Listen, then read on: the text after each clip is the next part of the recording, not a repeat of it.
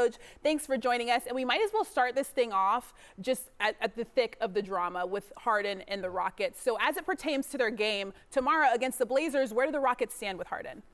Well, James Harden is actually scheduled to play in that game. The Rockets are flying to Portland tonight. They'll do so with perhaps only really 8 players they can play in the game against the Blazers tomorrow. They do have an injured player who's on the roster, but Chris Clemens, who can't play. But a combination of contact tracing, positive coronavirus tests in Houston, is limiting their roster. Obviously, they couldn't play against Oklahoma City the other night, but Harden is expected to make his season debut along with the Rockets' debut against the Blazers, and then they play again Monday night in Denver. Now, Woj, James Harden keeps adding more and more teams to where he would like to be traded, but they still have him for 2 seasons. How long do you think this standoff could continue? I think it has a chance to continue into the foreseeable future. The Rockets know that to make a James Harden trade, they've got to get maximum value back in the trade market. They don't need to rush this process. I mean, obviously they do have him under contract for 2 more years. They don't want this cloud to hang over them. It is a difficult situation in Houston right now for them to function.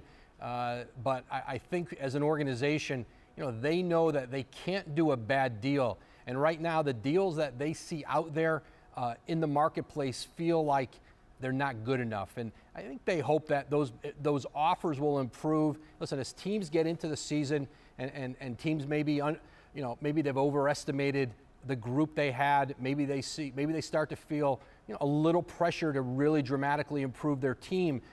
Offers improve in that way. But of course, there's other teams like let's say a Brooklyn who gets off to a great start, who likes the chemistry, likes the group they have, and maybe they become maybe a little more hesitant to get seriously or remain seriously in talks. But I think the Rockets know that they still have time on their side, but it's not a healthy environment right now in Houston, and they know the sooner they make a trade, the better. They just know they have to make the right one. And we'll keep an eye on that for sure. Now, Adam Silver mentioned earlier this week there's possibility of the NBA expanding. Do you have any thoughts or what that would look like for the NBA's future? Well, I think it's still not necessarily in the foreseeable future. I think it's still years away. And listen, for owners and for the league, there's a big financial benefit for a team to pay to come into the league. That could be as much as $4 or $5 billion, and that's shared among that entrance fee is shared among the other owners, and especially with the revenue that's been lost during the pandemic, and playing a season now without fans for the most part around the league.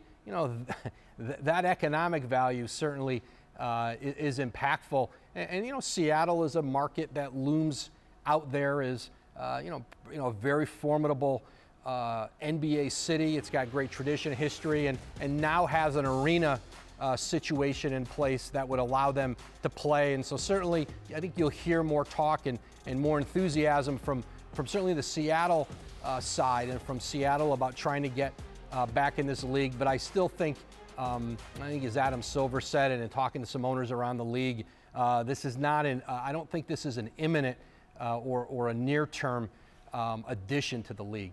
Okay, so since we're on the subject of possible changes, this year we got the NBA on December 22nd. Great, we got the NBA back. They've been talking about starting the NBA season on the 25th, on Christmas Day. How likely is that to happen moving forward? I don't think it's likely. I think the league very much wants to get back on their traditional schedule. I think pushing the end of the season into summer. I think they saw last year now that it got pushed all the way into the fall and up against football, which is not ideal. And I think, but for the NBA, their goal in starting this season right before Christmas, ending it before the Olympics in July, the hope is that they get back onto their traditional regular season schedule, regular season playoff schedule for 2021-22.